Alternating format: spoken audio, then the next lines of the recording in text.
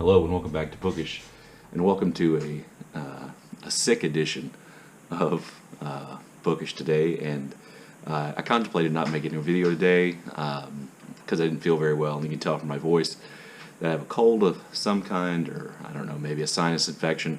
What happens with me a lot of times is that my colds settle in my well, I'm going to say voice box. I realize that's not the right term for it, and it kind of affects the way I sound. Plus, I teach, and therefore I use my voice all day long, and by the evening it's pretty well destroyed when I'm sick. But, tomorrow's Thursday, and I usually post a video on Thursday, and so I wanted to do that tonight. I'm feeling a little better, even though I don't sound like I'm better. I felt a little better, and I wanted to post a video related to Nonfiction November, because we're still in Nonfiction November, and it's kind of related to my answers to the Nonfiction November tag. You know, one of the things that we're doing here in Nonfiction November, and one of the things that tag was designed to do, was to encourage people to read nonfiction more. And one of the things I said in my tag video, and other people said, is that, that almost everybody has an interest in something, or you develop an interest in something, and part of the joy of reading nonfiction is be able to pursue that interest. So I thought I'd share kind of one of my areas of reading interest from the past. I don't read as much in this area as I used to, but kind of one of my areas of reading, and kind of talk about how I got interested in that subject, and then kind of where that led me, and to make some book recommendations for you related to that. So the area of reading I want to talk about, nonfiction reading that I want to talk about today, and an area in which I read quite a bit for a while, had to do with Africa, particularly Sub Saharan Central Africa is the area that I was most interested in, and a lot of that interest focused on the country that we used to be called Zaire, and now I believe is the Democratic Republic of the Congo, or the Republic of the Congo, or just the Congo. That region, as well as what went on in Rwanda and Burundi, and to a certain extent Uganda, during the 1990s, that became kind of an interest for me. So I got interested in that because I had a friend who was going on a mission trip to Rwanda. This was after the Rwandan genocide.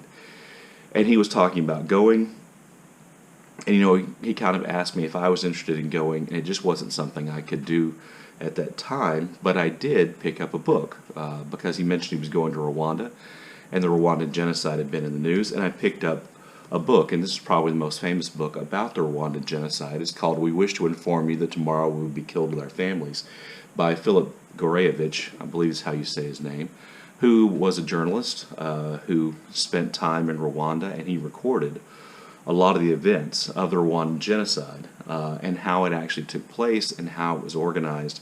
And to me, this book was a really powerful book about how politicians can use things like ethnic hatreds, the hatreds or the resentments the Hutus had for the Tutsis in Rwanda, and they can use the structure of government. In Rwanda, at the time, citizens were required to do a certain amount of kind of civic work, where, once every month, I think, or something like that, citizens would go out and they would do civic work like, cleaning up around the roads, or, building things, and they would kind of, as a community, do this. And then also combine that with the government control of the media.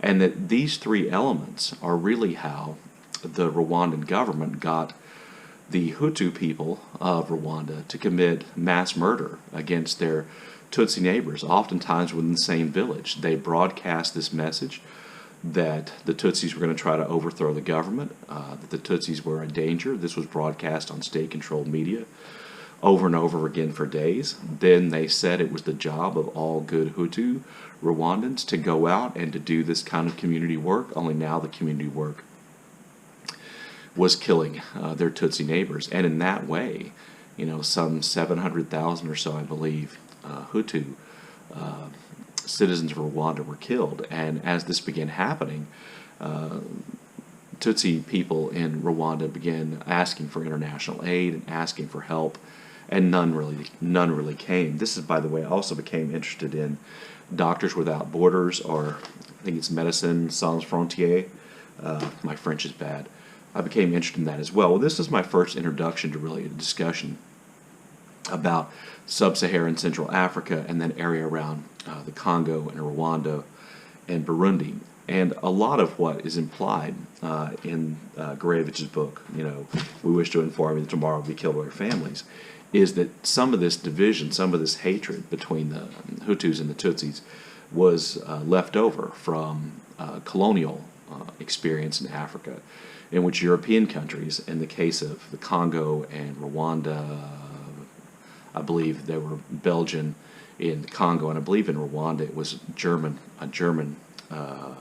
colony, that they kind of picked one of the ethnic groups and put them in charge, and this kind of led to resentment. Now, whether or not that's true, this was one of the themes of the book, and so that led me to become interested in just kind of African history in general. By the way, I highly recommend this book if you want to read about the kind of nightmare evolution of that genocide in Rwanda. But anyway, that discussion about colonialism led me to kind of a broader interest in African history. So I just found a general history, kind of a collective history about African history, just to kind of ground myself in the history of the African continent before Europeans, during the period of colonization, and afterwards. And I found this book, The African Experience by Roland Oliver, which I found to be good enough as a general introduction. I have a feeling that it's a bit Eurocentric, and it felt a little patronizing to me, I believe, when I read it. I could be wrong about that, but I read that. That then got me interested in colonial Africa, and I picked up one of the best nonfiction books I always forget to mention, but I've seen here on BookTube several times, and that's King Leopold's Ghost by Adam Hochschild. This is a story about slavery and the rubber plantations and King Leopold of Belgium's exploitation of the people of the Congo to enrich himself, that the Congo itself just became essentially like a plantation for King Leopold, and the Belgians there practiced slavery, and they were incredibly cruel to the people of the Congo, forcing them to harvest rubber and deforest the areas, and killing and maiming people who didn't keep up with their quotas. Joseph Conrad's Heart of Darkness is set in King Leopold's Congo. And so this is a really powerful book, and this was again another book that I read about Africa, and this one was more specific to the Congo, and then that became kind of a source of my interest. I read another book about the conflict in Rwanda and Burundi that spilled over into the Congo after the Rwandan genocide. It's called Across the Red River by Christian Jennings. This is by a journalist who spent time there reporting on how what took place in Rwanda spilled over into neighboring countries, and really set off what some historians refer to as the African World War, in which various nations and coalitions of troops were essentially fighting in the Congo and in that sub-Saharan African region to stop the genocides and to restore some kind of an order, and how that led to all kinds of problems and atrocities and just awfulness. And I'll be honest with you, if you're not ready for horrible stories about man's inhumanity to man, Christian Jennings' book and Philip Gorevich's books probably are not things you're necessarily going to want to run out and pick up. It's not cheerful reading. I also read this book, which I can recommend, The Graves Are Not Yet Full by Bill Berkeley. This actually discusses the way in which ethnicity and old resentments and shifting political power has led to all kinds of tragedy and all kinds of violence, not just in sub-Saharan Africa, but in Western Africa as well. It talks about revolutions and violence in Liberia. It does cover situations in Rwanda and the Congo as well, and it's a really good, powerful book, but again, not reading for the faint of heart. My interest then in the Congo region, or in Zaire, got me interested then in kind of American involvement there. I don't know if you're aware of this or not, but the United States became heavily involved in Zaire. That's what I'm going to call it. During the Cold War, that Zaire became one of our Cold War allies. And as a part of that alliance, and as a part of that effort to gain an ally in sub-Saharan Africa, the United States participated in essentially the overthrow and the assassination or the murder or the execution of a socialist leader of Zaire or the Congo, whose name was Patrice Lumumba. And this was a story of the assassination of Patrice Lumumba, how that came about, who Lumumba was as a political leader, the role the United States played, a really eye-opening, disturbing read. The book's by Ludo de Witt. I believe it was published in Belgian first. I'm not sure about that. It might have been published in French first. And so there was that book, which got me involved in understanding kind of American role in politics in Zaire, Democratic Republic of Congo today.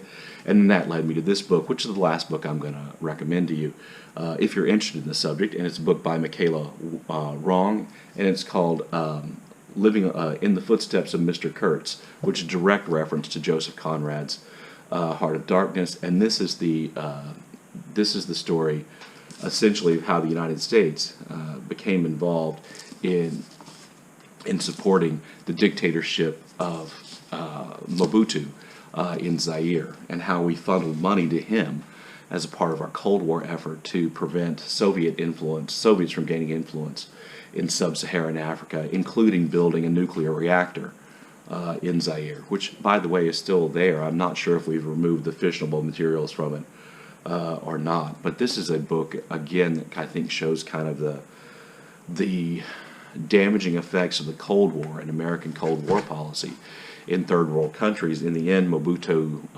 leaves Zaire with a lot of the wealth of that country, a lot of the money that had been funneled in by the United States, and escapes to live in relative comfort, while Zaire descends into kind of nightmarish civil war, which then spills over into other places and destabilizes the entire region. Anyway, I just wanted to share with you, one example of how I got interested in a nonfiction subject and how I pursued that nonfiction subject by reading books and became more and more interested, and then just to recommend some titles to you. So I would recommend all the titles to you that I mentioned today, probably with the exception of this general history of Africa called The African Experience. I'm not sure that's the greatest book. It just happens to be the one I read. But certainly, if you've never read King Leopold's Ghost, I would definitely recommend that. I think that's a widely reviewed book on BookTube. And then Philip Garayevich's book, We Wish to Inform You That Tomorrow We'll Be Killed by Our Families, is just, I think, the best book about the evolution of the Rwandan genocide, where it came from, how it worked, how the international community let the people of Rwanda down. Anyway, there you go. That's my, kind of nonfiction reading recommendations, or at least my Nonfiction November kind of exploration or discussion of how I got involved in one really specific area of nonfiction reading. Let me know what you think in the comments if you've read any of these books. As always, thank you for watching.